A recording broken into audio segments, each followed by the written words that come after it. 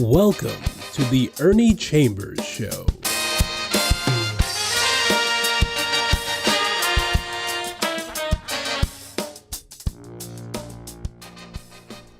Brothers, sisters, friends, enemies, and neutrals.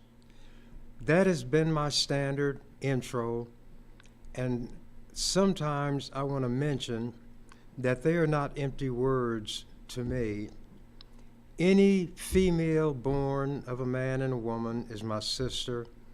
Any male born of a man and a woman is my brother. Sometimes we're quick to judge other people on the basis of one action or something somebody else has to say.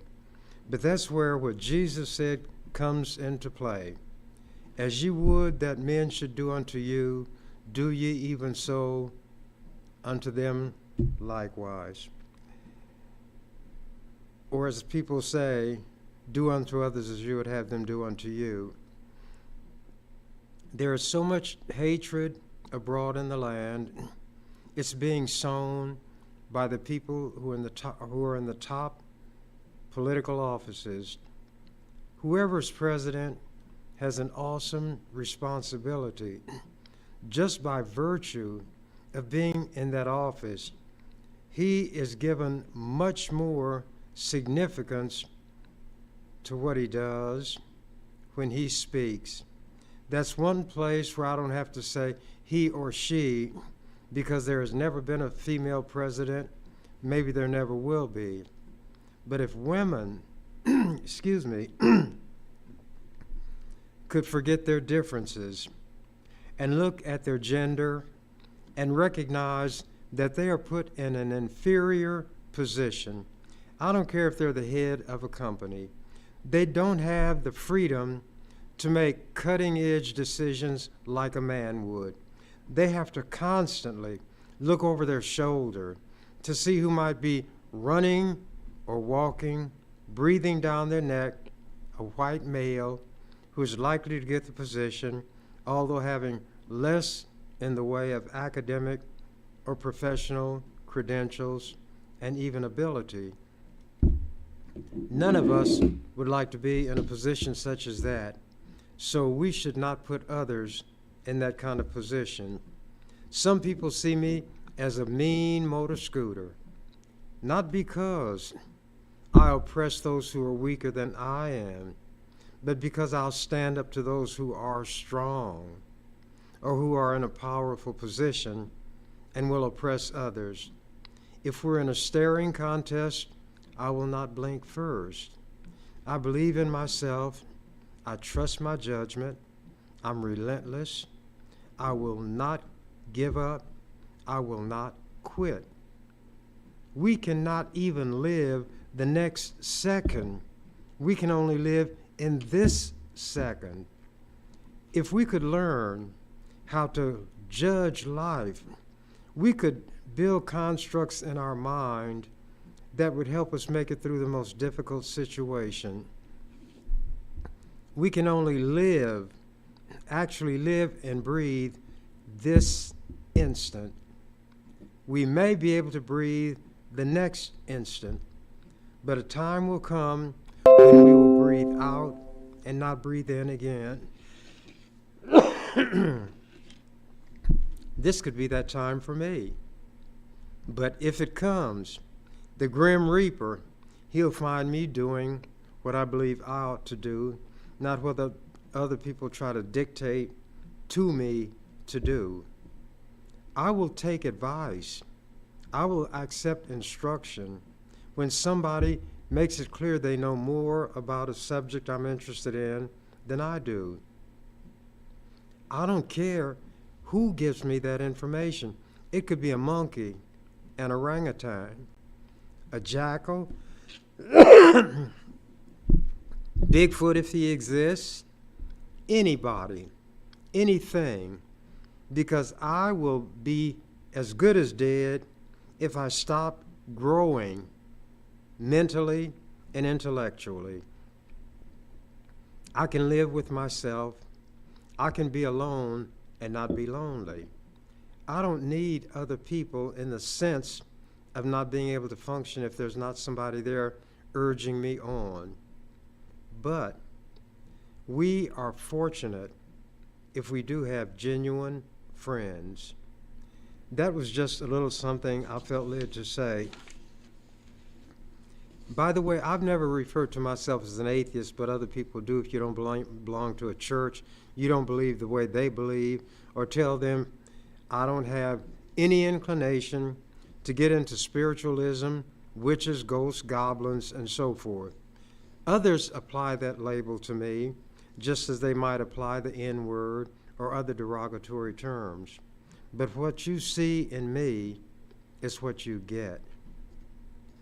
Here is something that I offered to the legislature April 19th, 1985. How long ago would that be? 85 plus 15 is 100. So that brings us to the century mark. 15 years. We're 24 years past that mark. So 24 plus 15 should be, the last time I calculated, 39. So this was offered by me 39 years ago. It was designated Legislative Resolution 97. Whereas the President of the United States is scheduled to attend an economic summit in West Germany in May, and whereas during his visit, the President plans to visit Bitburg Military Cemetery and place a wreath to pay respect to those buried there, and whereas more than 30 members of Hitler's SS are buried there. They were called the Death's Head, the Schutzstaffel.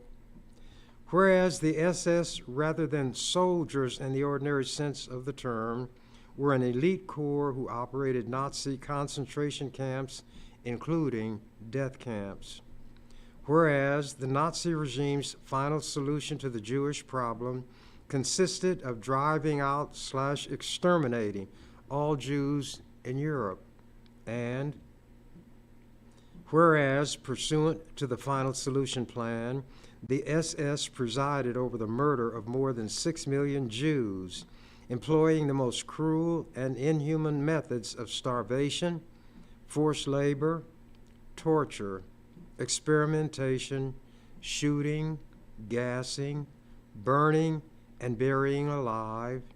And whereas the genocidal atrocity spanned many months and spawned unspeakable human suffering, and whereas hundreds of thousands of soldiers and civilians of various races, nationalities, and religions died fighting against the Nazi horror, and whereas the United States played an active role in the prosecution of Nazi war criminals at the Nuremberg trials, and whereas the Holocaust should forever remain an active ingredient in the collective memory of humanity, and whereas the Nazi slaughter of Jews, Gypsies, and Eastern Europeans was facilitated by a, quote, business as usual, unquote, attitude on the part of much of the world. And whereas the President's proposed visit and wreath placing at Bitburg Military Cemetery evinces a continuation of the business as usual attitude, and whereas the President's proposed visit and wreath laying at Bitburg is an affront to all people, and whereas the attempt by the President to justify his visit to Bitburg by equating those who slaughtered people to those who were slaughtered reveals an inexcusable insensitivity, moral confusion, lack of historical perspective, and an unwillingness to correct a gross error of judgment, And whereas the belated addition to his itinerary of a visit to a Nazi concentration camp neither justifies his visit to Bitburg nor erases the inappropriateness of such visit, and whereas the ill-advised act of the President may be misperceived by the rest of the world as representing the will of the American people and may appear to be a pardoning of all unpunished war crimes, now therefore be it resolved by the members of the 89th Legislature of Nebraska, first session, number 1, that the legislature joins with other groups and individuals in imploring the President to show, quote, a decent respect for the opinion of mankind, unquote, and cancel his proposed visit to Bitburg Military Cemetery. 2, that the legislature calls on the members of the Nebraska congressional delegation to initiate or support efforts by the United States Senate and the United States House of Representatives to persuade the President to cancel his proposed visit to Bitburg Military Cemetery, that a copy of this resolution be transmitted to the President of the United States, the U.S. Secretary of State George Shultz, and each member of the Nebraska congressional delegation. He made the visit. He laid the wreath in disregard of all. I read that for a purpose. I would not offer that resolution today. Not that history changes, not that what happened during that period was not as horrific as it has been portrayed, but because of what the descendants of those who were the victims of the Holocaust are now doing in terms of perpetrating a Holocaust of their own on the Palestinian people. European Jews came to Palestine. Unfortunately, the Palestinians did not stop them when they perhaps could have. And the rest of the story, as they say, is known. The Jews took over. They continued to push the Palestinians farther and farther in one direction, brought more European Jews, and those who were there took the homes of Palestinians. Those who would not voluntarily leave their homes were physically thrown out. Homes were bulldozed to make room for these Jewish so-called settlers. Then the IDP, the Israeli Defense Force, IDF, whatever it is, the other call them, as I say, the Israeli SS, would come in and say, this is now a part of Israel. Jewish settlement is a part of the Jewish land, and you Palestinians just have to find some place else to go. Excuse me. How would you feel if somebody came into your house and took it from you and said, get out? And you said, where can I go? I have children. I don't care where you go, just so you go away from here. Get out. And then can call armed soldiers to force you out. That's what the Jews did. The Israelis did. And then every time somebody comes at them about the wrong, they wave what I call the bloody shirt of the Holocaust and use that as an excuse for their Nazi-like activities. I'm going to read from an article in the Omaha World Herald. It was March 3rd, last month.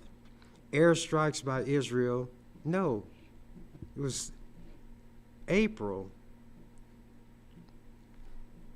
See how I make mistakes? You won't be able to tell whether it's on purpose or not, but it shows I'm human. Just a few days ago, maybe it was yesterday, and yesterday's gone. Airstrikes by Israel kill 7 aid workers. Allies condemn deaths. Charities suspend food deliveries in Gaza. Gaza Strip. Some of Israel's closest allies on Tuesday condemned the deaths of 7 aid workers who were killed by airstrikes in Gaza, a loss that prompted multiple charities to suspend food deliveries to Palestinians on the brink of starvation. The deaths of the world's central kitchen workers threatened to set back efforts by the U.S. and other countries to open a maritime, that's waterway, corridor for aid from Cyprus to help ease the desperate conditions in northern Gaza. Ships still laden with some 240 tons of aid from the charitable group turned back from Gaza just a day after arriving, according to Cyprus. Other humanitarian aid organizations also suspended operations in Gaza, saying it was too dangerous to offer help. Israel has allowed only a trickle of food and supplies into Gaza's devastated north, where experts say famine is imminent. The Jews didn't learn anything from the Holocaust, did they? There are people who deny that the Holocaust occurred. Based on what Jews are doing now, those Holocaust deniers may get more credibility accorded them by people who don't believe them, but want to take a shot at what Israel is doing now. And Bush, not Bush this time, Biden, with his chicken-hearted self, has approved billions of dollars in military equipment to Israel instead of extra powerful bombs. The Palestinians have no airplanes. They have no tanks. They have no rockets. They have no guns.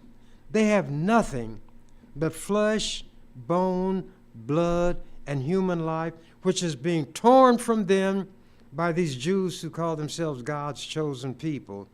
Will God and Satan unite and become one when Jews who do what they're doing in Israel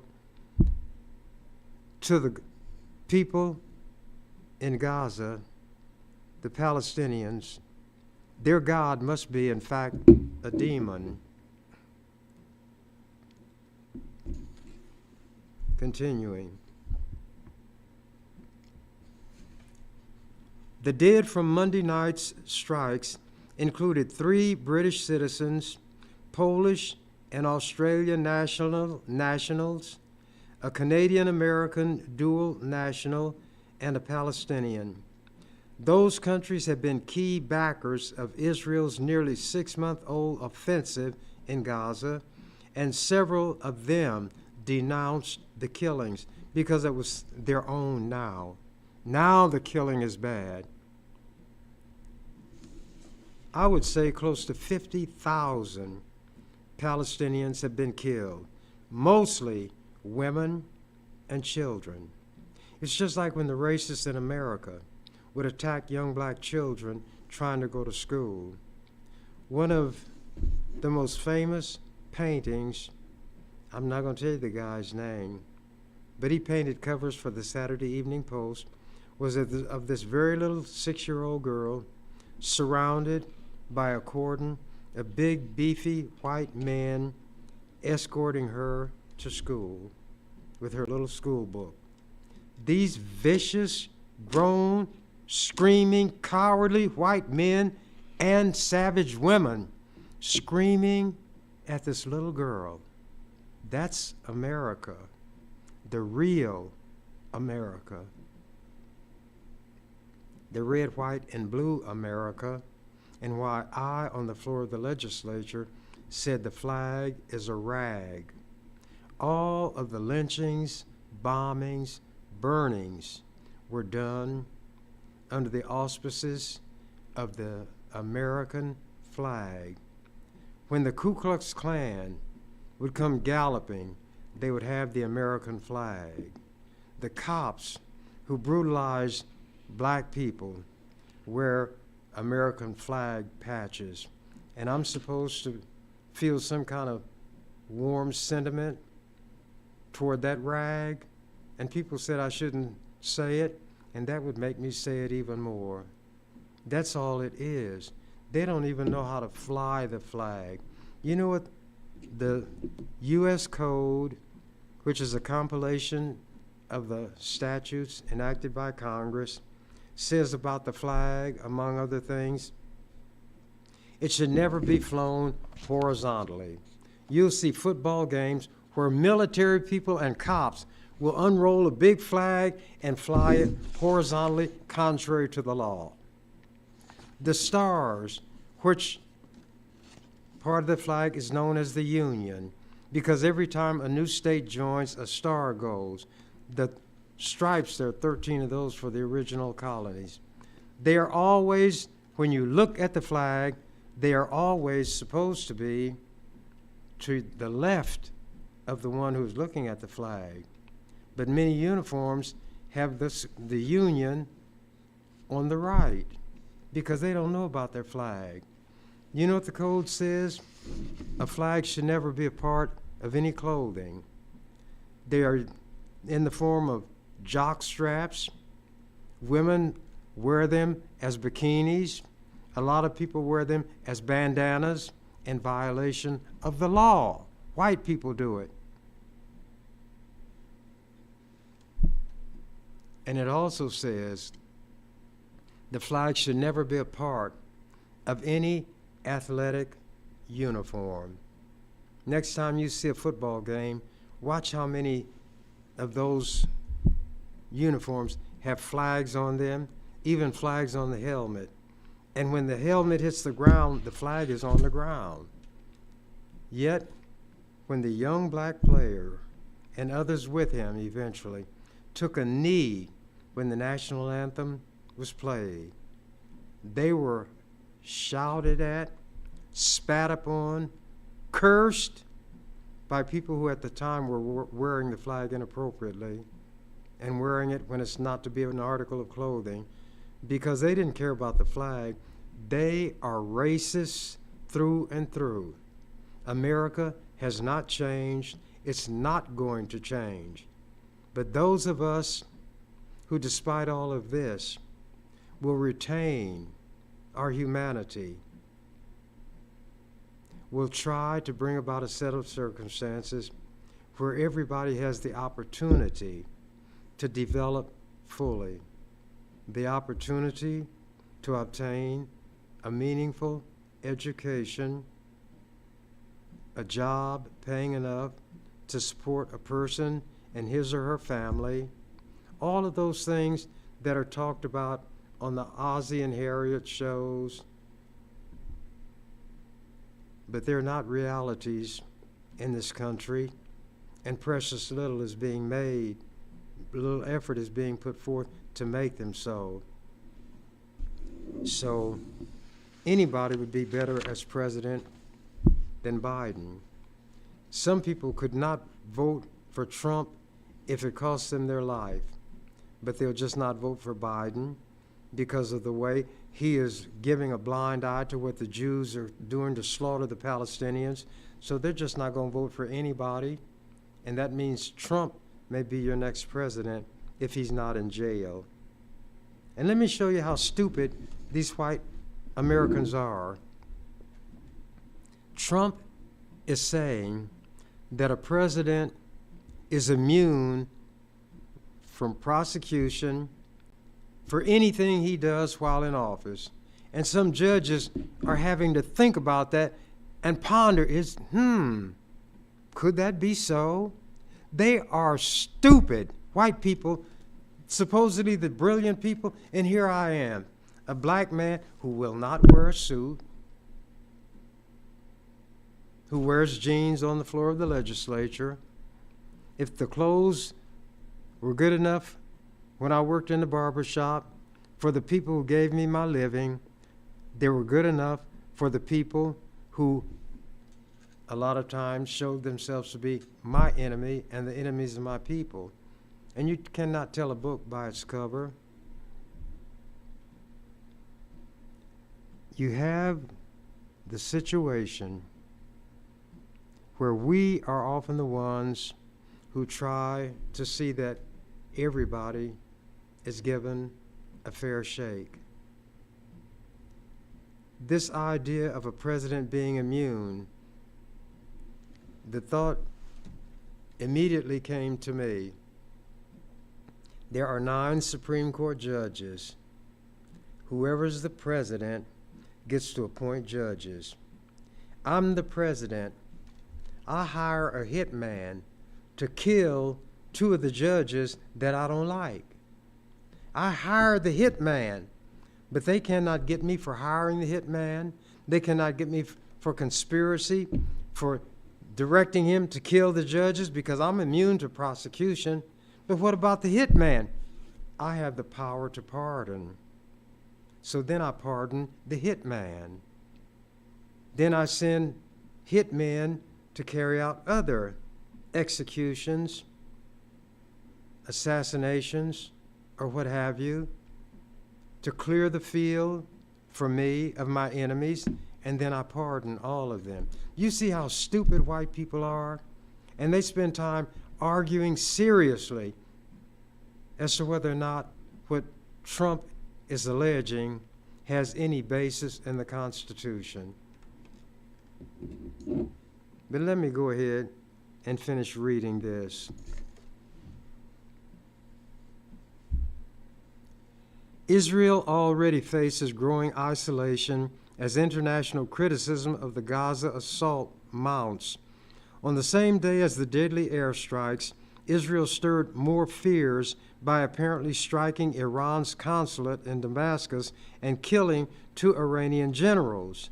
The government also moved to shut down a foreign media outlet, Qatari-owned Al Jazeera television. Yet you Americans are always saying, don't censor the media. Don't shut them up. And here America, the number 1 ally of Israel, is watching Israel do this.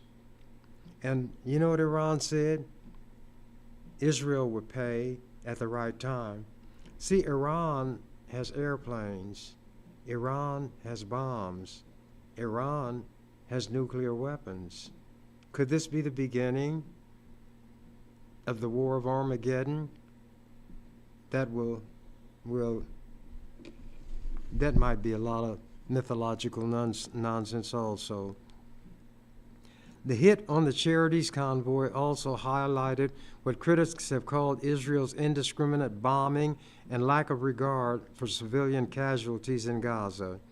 Israel's military chief, Lieutenant General Herzai Halevi, announced the results of a preliminary investigation early Wednesday. Quote, "It was a mistake that followed a misidentification at night during a war in very complex conditions. It shouldn't have happened," he said.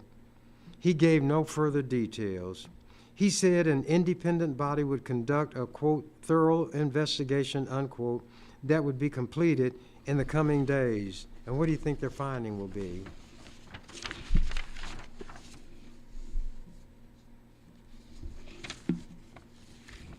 Israeli Prime Minister Benjamin Netanyahu had earlier acknowledged the, quote, "unintended strike on innocent people," unquote, and said officials would work to ensure it does not happen again. World Central Kitchen said it had coordinated with the Israeli military over the movement of its cars. 3 vehicles moving at large. Remember, the World Central Kitchen had coordinated the movement of this convoy with the Israelis. 3 vehicles moving at large distances apart were hit in succession. Boom, boom, boom. No mistake. They were left incinerated and mangled, indicating multiple targeted strikes. At least one of the vehicles had the charity's logo printed across its roof to make it identifiable from the air, and the ordnance, meaning the bombs, punched a large hole through the roof where the logo was printed. Footage showed the bodies at a hospital in the central Gaza town of Deir al-Balah, several of them wearing protective gear with the charity logo. Celebrity chef Jose Andres, who founded the World Central Kitchen charity, sadly said he was, quote, brokenhearted, unbroke by the deaths of the staffers. Quote, the Israeli government needs to stop this indiscriminate killing. It needs to stop restricting humanitarian aid, stop killing civilians and aid workers, and stop using food as a weapon, he wrote on X, formerly Twitter. The U.S., Britain, Poland, Australia, and Canada all called on Israel to give answers on the deaths. Israeli Defense Minister Yoav Gallant launched an investigation and ordered the opening of a joint situation room enabling coordination between the military and aid groups. Yeah, Jesse James investigates Frank James, and the ones who are going to review their findings, the Dalton brothers. That's the way these Jews are functioning. Then they're going to say people are anti-Semitic because they condemn what the Jews do, which in some cases is worse than what the Nazis did, allegedly, to the Jews. But anger among its allies could put new pressure on Israel. The British government summoned Israel's ambassador for a rebuke and called for an immediate humanitarian pause to allow more aid in and for release of hostages. British Prime Minister Rishi Sunak told Netanyahu that he was, quote, appalled, unquote, by the workers' deaths and described the situation in Gaza as, quote, increasingly intolerable, unquote.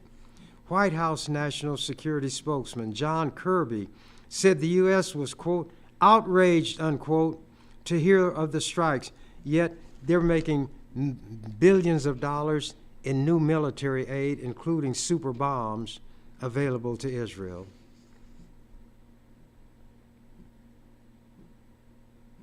He said the Israeli military must, quote, do much more, unquote, to avoid conflict and ensure the safety of aid convoys. And Netanyahu says, go to Hades. And Biden obediently goes. A senior Canadian government official said there will be a joint formal diplomatic rebuke at the foreign ministry in Israel on Wednesday.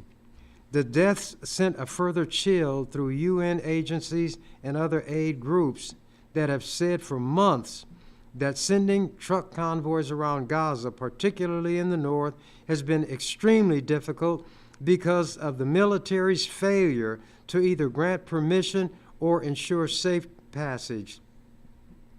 Israel has barred UNRWA, the main UN agency in Gaza, from making deliveries to the north, where the people are worse off and need it most. The U.S. and other countries have been working to set up the sea passage from Cyprus to get around the difficulties. World Central Kitchen was key to the new route. ANERA, a Washington-based aid group that has been operating in the Palestinian territories for decades, said that in the wake of the strikes, it was taking the, quote, unprecedented, unquote, step of pausing its own operations in Gaza, where it had been helping to provide around 150,000 meals daily.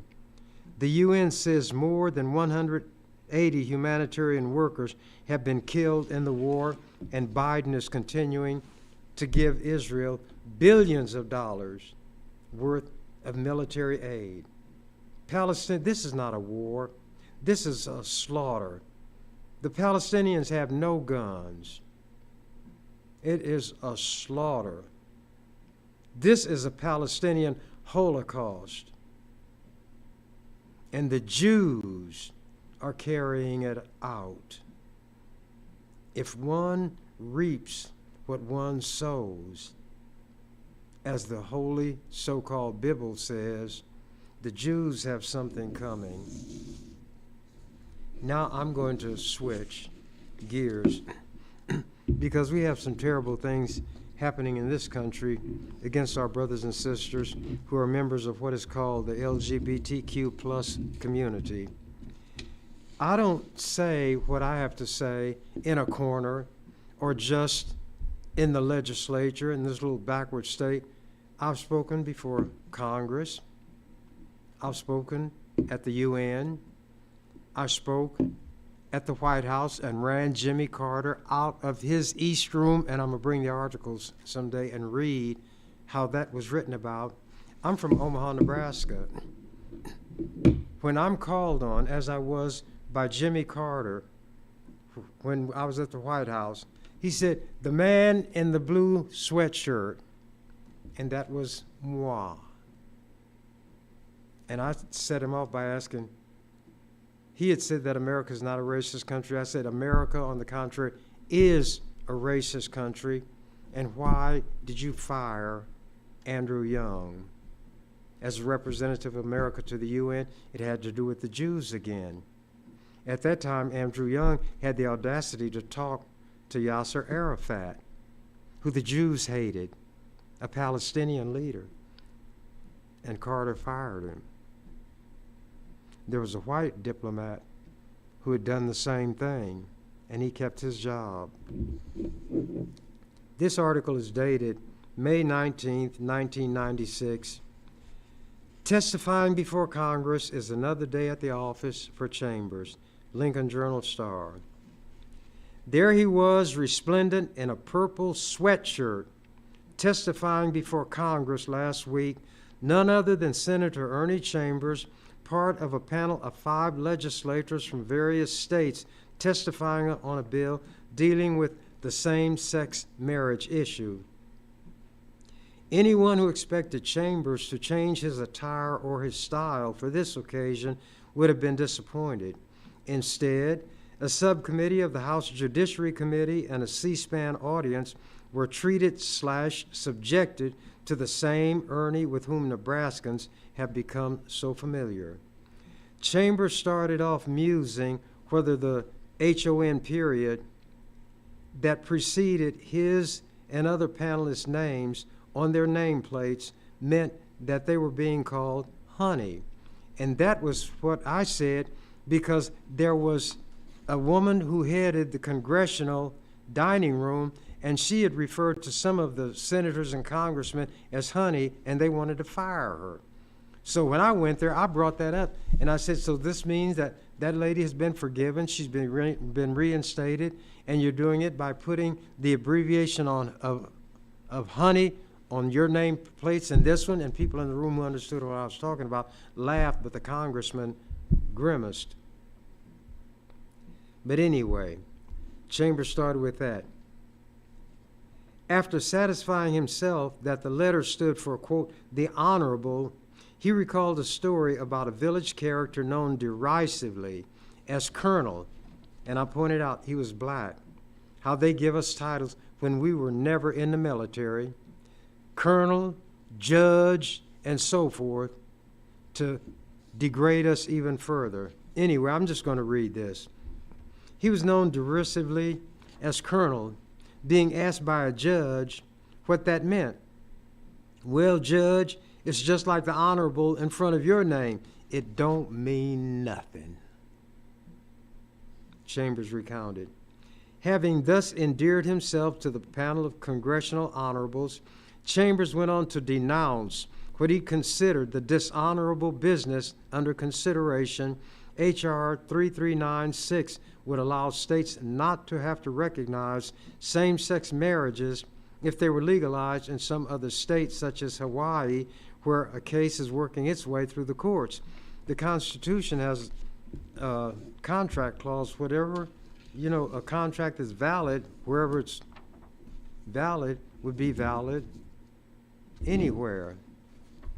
But anyway, while there was some discussion about whether the measure gives states any power they do not already have, most of the hearing concentrated on panelists' views of the desirability of granting legal recognition to gay or lesbian marriages and discussion of the current political battles on that subject.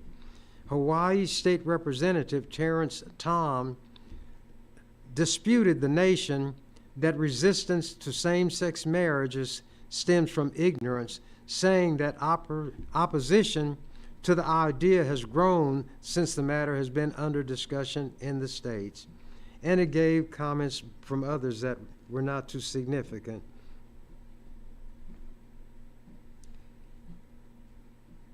Oh. That led, I had made a comment that there were biblical characters who had multiple wives. That biblical, let me get this straight. On the other side, Iowa State Representative Edward Fallon argued that marriage licenses are not a scarce good, and granting them equally to gay couples would not diminish the supply for straights. And then there was Chambers, noting that proponents of restricting marriage to one man and one woman often cite religious grounds. He declared that biblical figures, including David and Solomon, had had multiple wives and mistresses. That led Subcommittee Chairman Representative Charles Kennedy of Florida to ask, "Am I to understand you would support polygamy?" Chambers would not go that far. He even conceded that hypothetically a rationale could be constructed for a state to prohibit such arrangements, although he refused to say whether or not he believed such bans to be good policy. And the example I gave was of an Eastern, that means Eastern part of the world, potentate, who explained why he would not have multiple wives even though he could. He said, women are sensitive and perceptive, and a man is not going to have the same feeling for 5 different people. And he's going to, whether consciously or unconsciously, favor one over the other, and the other women will pick it up, and there'll be confusion. So he had only one wife, even though he could have had as many as he wanted. So that was the argument that a man who could have multiple wives gave.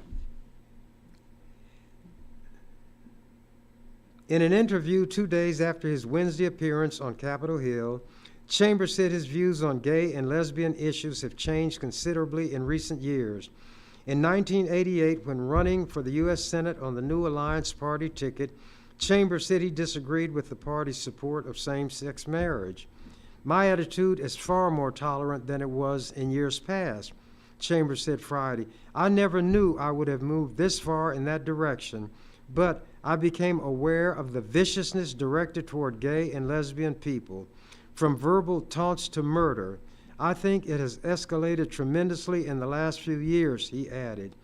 Given his self-description as the defender of the downtrodden, Chambers has added gays and lesbians to his larger constituency. Quote, "St. Jude and I collaborate in being the last hope of the hopeless," he added with his characteristic degree of modesty. In the face of yet another religious reference, it seemed only natural to ask Chambers, who is often described as an atheist, not self-described as that, what description he would apply to his religious status. "I'm just Ernie," he replied, to which admirers and detractors alike might say, "Amen." I'm going to talk about this subject more in the future because they're doing horrendous things to members of the LGBTQ community, the trans individuals. People don't choose often what their status and circumstance will be. And who are we to say somebody else is unworthy? You religious hypocrites need to get off and get away from crotch watch. What does it, and all you're talking about is what's between their legs. That's all you can think about. Why don't you go up above the neck where you have the brain, which produces great poetry, plays, novels, music, artistic work. Why don't you talk about that and be uplifting? But no, you're down there sniffing crotches. You probably, before you became in human form, was a dog, because that's what dogs do. If you watch them, they want to find out who's in heat. I guess that's why they do it. But don't they sniff rear ends? That's what you all are doing. I wouldn't call you dogs. I'll say you dog-like. you have dog practices. And is that what you want to be? These are human beings. These are our brothers and our sisters. It's like the Jews were requiring people who had leprosy, a disease that they didn't bring on themselves. They didn't wish it on themselves. But you know what they had to holler when people came near?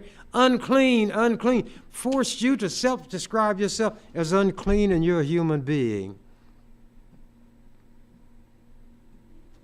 There has to be a change, many changes in this nation. Anything born of a man and a woman, if that one is a female, she is my sister. If that one is a male, he is my brother. It's none of my business what they do in their bedroom. I don't have any interest in it. What difference does it make to me? How does it hurt me? There are still areas in this world where men can legally, under their law, have more than one wife. Does that hurt you? Are you envious of them? And why is the woman put at the center of so many things? Not to elevate her, but to debase and degrade her and thingify her. In America, the land of the free and the home of the brave. You know what I used to tell them on the floor of the legislature, and they got hotter than a firecracker, but they couldn't do anything about it because the madder they got, the more I provoked them. It's not the land of the free and the home of the brave. It's the land of the tree and the home of the slave. And I tell them how they praise this guy who planted all these trees. I said, he didn't love trees. He was one of the racists who kept Nebraska from being adopted into the Union because they wouldn't put a guarantee into their Constitution that everybody would be guaranteed the right to vote.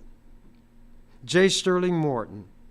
And I told people the reason he planted all those trees, not because he had a love for trees, but he wanted to be sure there would be enough trees to lynch all the black men who someday may be allowed to vote. And his statue had been in the hall, Statuary Hall in Congress, and it was removed. Chief Standing Bearer is there, a Native American, and the lady who wrote My Antonia, a lesbian, is there. But I'm not going to call her name because you all will go to that town where she lived and burn her house down. I don't know if I have any more time, but it's very close to the time when I'm supposed to stop.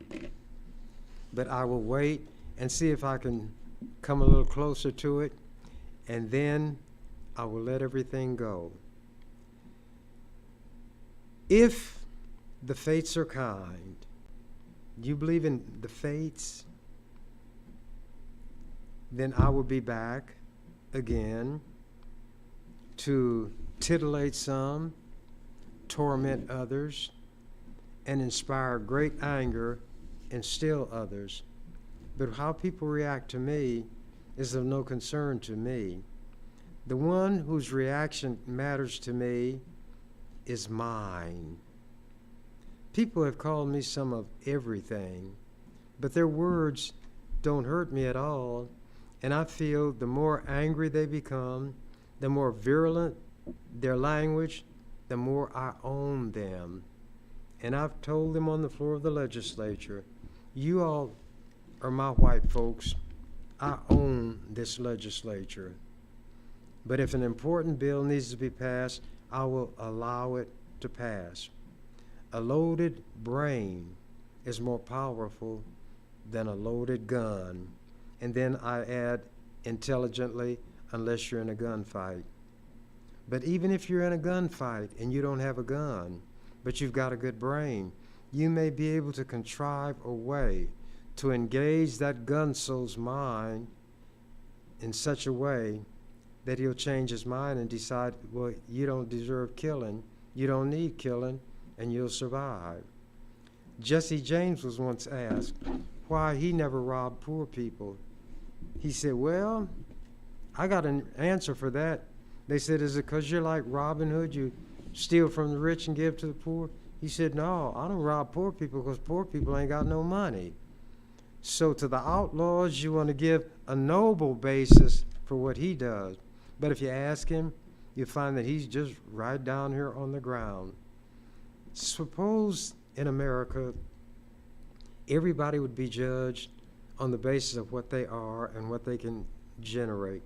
Think of the actors and actresses, the musicians, the poets, the novelists that will never be because somebody had blown out the light of inspiration that was in their brain when they were very young, or frustrated them to such an extent when they were older that they said it's not worth the aggravation.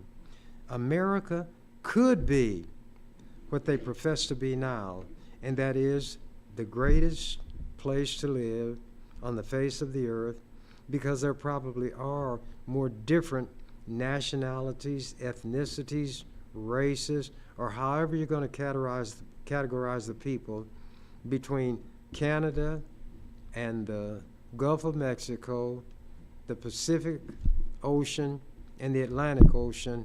That landmass might have the greatest potential in the world, but potential which is not brought into fruition is of no value whatsoever. If land lies fallow, nobody benefits from it, but if you plant crops, you provide food, and if you get more than you need, and more than you need to sell for your purposes, and share it with those who have nothing, then your country and your people would indeed be blessed. I don't say it comes from a ghost or a spirit.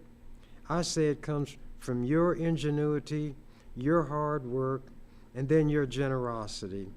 Some of the hatred would begin to soften. The haters would begin to be isolated more and more. People like Trump would be laughed to scorn if they said, I want to be the president of the United States. What they say Roosevelt proved was that somebody could be president for life. Others say that Eisenhower proved that anybody can be president. And I say what Trump proved is that you don't need a president. But keep in mind what I said, and somebody out there might tell it to Trump. If a president is immune from prosecution, no matter what he or she does while in office, that president can hire hitmen to kill up whoever they want to have killed and then pardon all of them. He has already said that the ones who attack the Capitol are heroes, that they are patriots, and that if he's president, he's going to pardon them, he's going to give them an apology. He hypocritically goes to some of the funerals of police officers or the wakes because he wants to show he's for law and order. But those he justifies attacking the Capitol had attacked police officers. And Americans are so shallow, they don't put two and two together and get four. He has got some of those people mesmerized. So now I think my time is up. Thank you for yours. You've been watching The Ernie Chambers Show. If you'd like to leave suggestions, email us at ewcfacts@gmail.com. That's ewcfacts@gmail.com. This is an EWC Communication production.